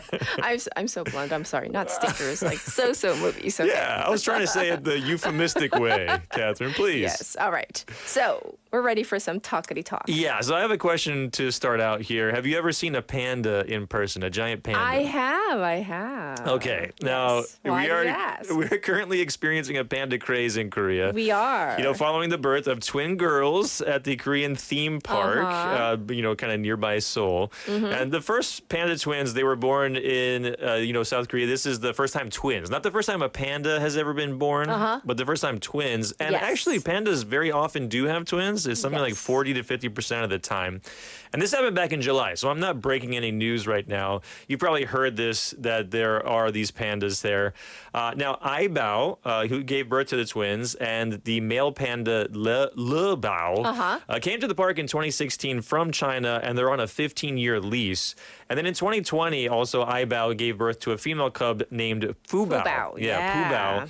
And here's what the first of the panda twins sounded like. I have a clip here just to give you the cuteness factor. Okay. That's happening. This is actually the birth. So you don't hear any noise from Aibao at all. You're just only going to hear the twin, the first of the twins. Okay, not like the out. mommy giving birth. Right? No, no. Okay. It's actually very comfortable. It looks very comfortable for the panda giving birth. But here is the sound of the first of the panda twins.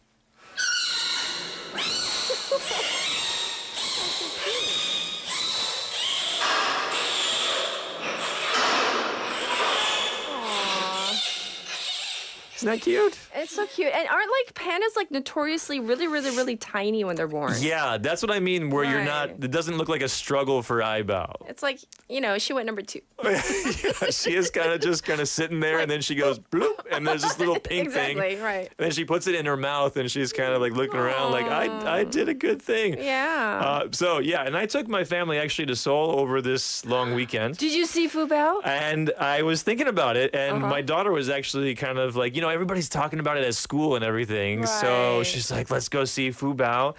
And then I looked into it, and it's like you can buy tickets to the theme park. And then there's a reservation system on a phone. Right. And it's like you have to be, so not only do you have to buy the tickets to the theme park, you also, you can see how cute they are. Yeah. You can't see them right now though. You Right. you see the Fubao who's Right. older, like 3 years old. But anyway, like you have to do this online reservation system. So even if you buy tickets, you have to fight to see. You don't get guaranteed a chance to see Right, Fubao. exactly. You have to reserve it. And so we decided against actually spending the entire day trying to see and then maybe not even getting able to do that. But outside of Korea, the news about pandas right now in the United States is that the pandas are being called back to China. They're all going back to China. Because they're all leased. They're all leased. And the ones here also are leased. All of them. And so these are not Korean pandas. These are still Chinese pandas. And even when they get born in another country, they don't become citizens of that country. Nope. Doesn't work that way. Yeah, so Fubao is still, Chinese. 100%. Yeah, and the National Zoo in Washington, D.C., for example, currently has 3 giant pandas set to return to China in early December. Aww. And that marks an end to a 50-year-old exchange agreement struck by President Richard Nixon. So that's, we have a 15-year lease right now for Aibao and Lubao. But 50 years it's been going on and it's ending. And it looks like the zoo itself has given up hope on renewing because they're having currently an offering that's called Panda Palooza, a giant farewell. So they're saying a sad goodbye to these pandas in Washington. One good thing that Nixon did, and it's time to send them back. So why? It's kind of like we kind of know why. Yeah, you do. I have to ask why. Yeah, let's get to the next segment here. And it's called Panda Diplomacy. And Beijing currently lends out 65 pandas to 19 different countries through cooperative research programs with a stated mission to better protect the vulnerable species. But it is also a diplomatic relationship that they're kind of establishing, and it's also a way to spread Chinese culture as well. So it's not just to boost the number of pandas that live in the world. And with diplomatic tensions running high between Beijing and a number of Western governments right now, China appears to be gradually pulling back its pandas from multiple Western zoos. This includes actually Australia and Scotland. Also, we're seeing this trend there as well. Dennis Wilder, who was a senior fellow at Georgetown University, called the trend punitive panda diplomacy. Like, we're punishing you for what you've done to us by taking our pandas back. So let's listen to a clip here. This is, as I mentioned, Dennis Wilder. Now, the Chinese are angry with us. They're angry over the semiconductor restrictions, the number of sanctions that the Biden administration has placed on Chinese individuals, problems Chinese have now getting visas to the United States. So it could well be possible that they're trying to send a signal.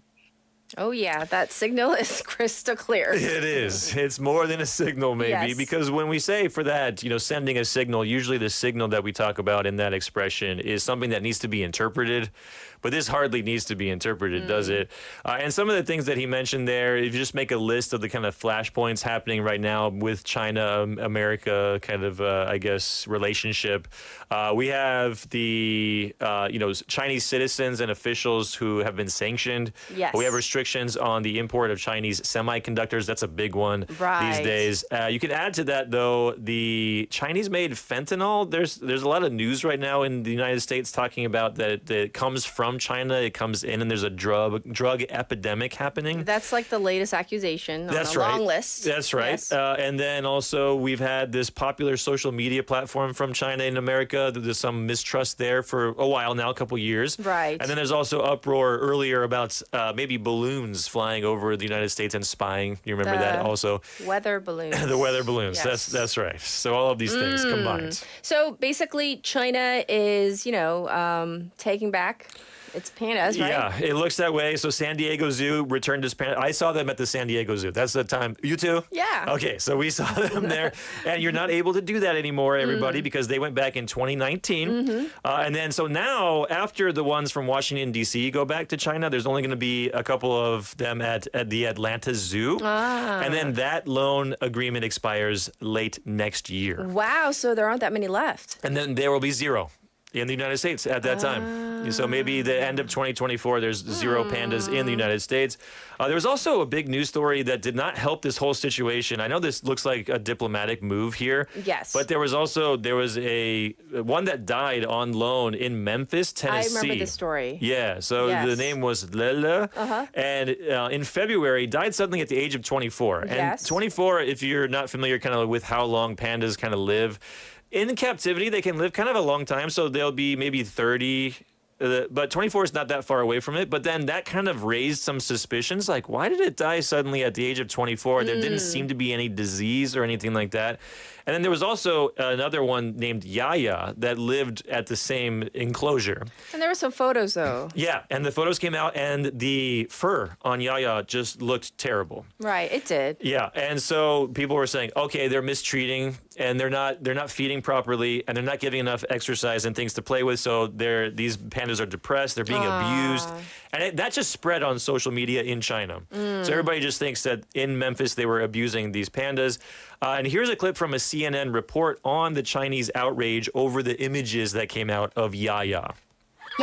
Chinese and American scientists launched a joint investigation concluding that Yaya has a genetic fur and skin condition that does not impact her quality of life and has received excellent care. But that message is not getting through. Outside the panda exhibit at the Beijing Zoo, I asked people if they've heard of Yaya the panda. This man says, yes, she's abused in America. Yeah, so you can see there that the images, it's kind of once somebody says, no, that just happens to be one panda that has a condition. Yeah, but it's just the photos didn't help. Yeah, and then you go like, yeah, okay, whatever. That's what you say, but I see what pandas are supposed to look like, and I see what Yaya looks like, and I just don't buy it. Right. So yeah, I guess the idea over there is just that they were abused in the United States, and we need all these pandas back. But then the decision to bring them back is probably a diplomatic one. I mean, it does seem like that. So Yeah. anyhow, that's, I guess being returned to China. Right. But what about South Korea? Is South Korea going to lose, the pandas and especially Fubao? Yeah, so China's not sending those diplomatic signals to Korea at the moment. And so they're not saying we're taking Like right back now. Haibao and Right. but we don't know what's going to happen in the future. And there's always kind of China's, we're kind of stuck between China and the United States in many ways. It's kind of like that line between them. They are fighting, and then Korea's kind of like trying to be friendly on both sides and trying to ride that line. However, panda cubs, they're always sent back to China when they turn around 3 or 4 years old. Right. So That's part of the protocol. reason everybody's trying to go see Fubao right now is that Fubao is going to leave for China very soon. Maybe July of next year is maybe like the latest that she will go back. But I've also seen, even on the popular Chinese, social media platform, that there's actually a lot of support for the caretaker of Fubao, the one in Korea. Oh, yeah. That he is the main caretaker. There are several, but that he's such a good caretaker. Yeah.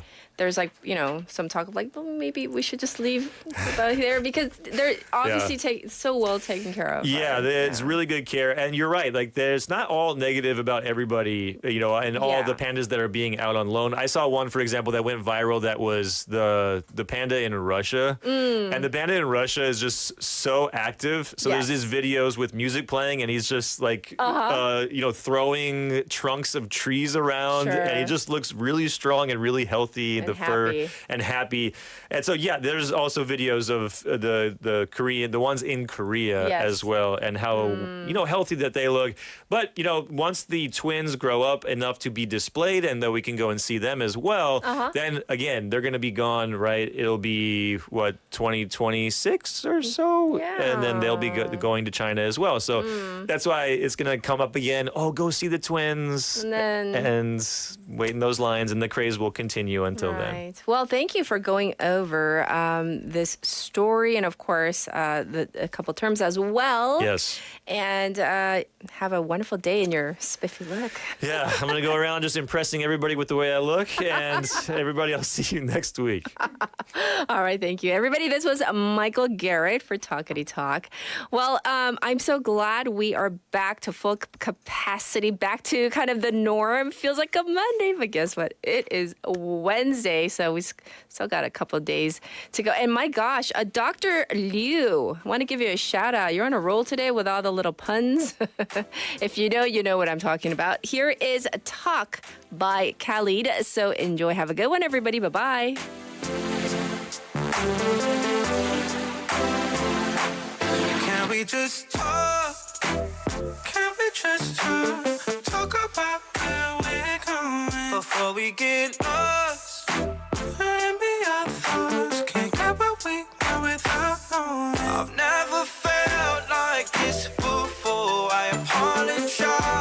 we're moving too far. Can we just talk? Can we just talk? Figure out where we're growing. Yeah. Started off right, I can see it in your eyes. I can tell that you wanting more. What's been on your mind? There's no reason we should hide. Tell me something I ain't heard before.